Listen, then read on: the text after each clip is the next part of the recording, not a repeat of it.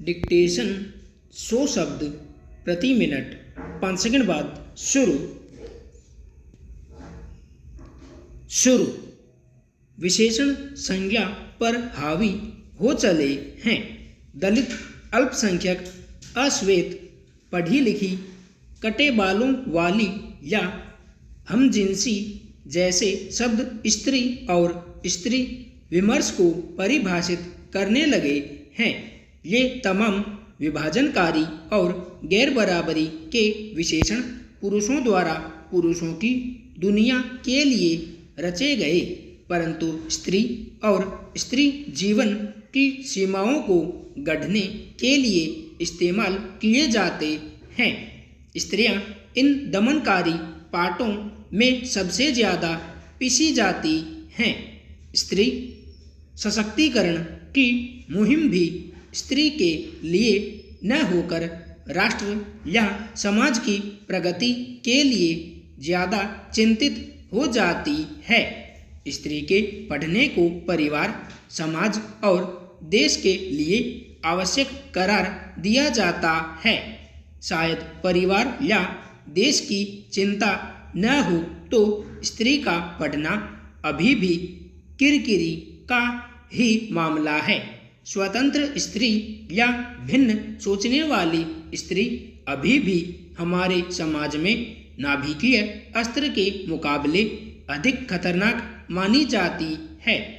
Simone का यह कथन कि स्त्रियां पैदा नहीं होती बल्कि गढ़ी जाती हैं, उस विद्रूप को इंगित करता है जहां जनाना क्या है यह तय करने का विशेषाधिकार पुरुष के पास है। स्त्रियों के प्रति हिंसा अब सांख्यिकी के दस्तावेज बनकर रह गई है। प्रशिक्षण कोई न कोई स्त्री हिंसा का शिकार होती है, चाहे वह गर्भ में हो, गोद में हो, घर में, दफ्तर में, अस्पताल में, वयोवृद्ध हो, कामगार या फिर गृहिणी। मानसिक, शारीरिक और यौन हिंसा से अभिशप्त स्त्री अभी भी किसी आम्बेडकर की बाट जोह रही है। आधे आसमान और आधी धरती के मालिकान का हक और सपना उस हकीकत से लांछित है जहां दुनिया भर में 3 में से 1 स्त्री यौन हिंसा का शिकार है। भारतीय स्त्री की दशा और भी दयनीय है, जहां हर घंटे औसतन 4 स्त्रियां बलात्कार का शिकार हो रही हैं।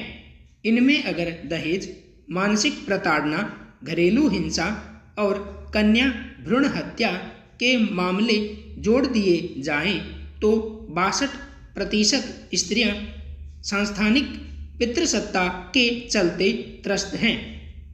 राष्ट्रीय अपराध रिकॉर्ड ब्यूरो के अनुसार विकास और प्रगति के साथ स्त्रियों के प्रति अपराध में 7% से अधिक की बढ़ोतरी हुई है। यहाँ भी विशेषण महत्वपूर्ण हो जाते हैं। दलित स्त्रियों से बलात्कार के मामलों में केवल 2% अपराधियों को दंड मिलता है, जबकि अन्य में यह 25% है। यह उन आंकड़ों का हवाला है जो रिकॉर्ड हुए, अन्यथा यह लिंग आधारित हिंसा की उस विकराल समस्या के संकेतक मात्र हैं जिसमें लोक लाज के कारण माना जाता है कि 99% मामले दर्ज ही नहीं होते। यह हिंसा केवल पुरुष और स्त्री के जैविक स्तर पर भिन्न होने का द्वंद्व न होकर एक सांस्कृतिक विरंचना है, जिसके अनुसार स्त्रियां आंगन में और गाय खूंटे में ही सुरक्षित है। यह सार्वजनिक देश काल में स्त्री की स्वतंत्रता को हस्तक्षेप मानने जैसा है। स्त्री को आर्थिक रूप से उत्पादनशील व न समझना और न बनने देने का प्रयास है। स्वतंत्र और सशक्त स्त्री पुरुषों की दुनिया में दखल मात्र है। सहनीय नहीं है, इसलिए दंडनीय है, ताकि उसे अपना स्थान पता रहे। धर्मगत विषयों में भी स्त्री को कोई निर्णय करने संबंधी अधिकार नहीं है। हालांकि सारे धार्मिक मूल्यों की संवाहक स्त्री ही है। सारे व्रत, तीज, त्योहार, रस्मों रिवाज उसे ही निभाने हैं, परंतु धर्म स्थलों में प्रवेश और अंतिम संस्कार को लेकर वर्जनाएं हैं। दुनिया के प्रत्येक धर्म में स्त्री को दोयम दर्जे का ही माना गया है। लगभग सभी धर्मों में इस दुनिया के बनने के चरणबद्ध क्रम में स्त्री हर कथोपकथा में हमेशा दूसरे नंबर पर है। जैविक विकास के क्रम में पहले पुरुष आया या स्त्री, यह एक बेमानी सवाल है, क्योंकि यह पहले आना बेहतरी का सूचक नहीं है। इस क्रम में मानव जाति का प्रादुर्भाव समझा जाता है कि पुरुष और स्त्री एक ही साथ बने होंगे तो हर संदर्भ और प्रसंग में स्त्री का पिछड़ जाना सामाजिक वर्चस्व और संघर्ष की ही गाथा रही होगी। स्त्री को प्रत्येक कालखंड में बंधक रखने और बंधन में रहने के लिए धर्म सम्मत शास्त्र रचे गए, परंपराएं बनाई गई और संबंधों के परिमाण में शील और कर्तव्य के दायरे रचे गए। आदर्श स्त्री की परिकल्पना चाहे वैदिक युगीन हो अथवा उत्तर आधुनिक, हमेशा ही पुरुषवादी समाज के लिए बुनी गई। आधुनिक नव उदारवादी अर्थव्यवस्था और सांस्कृतिक मूल्यों ने भी स्त्रीत्व को देह धरे का दंड ही माना।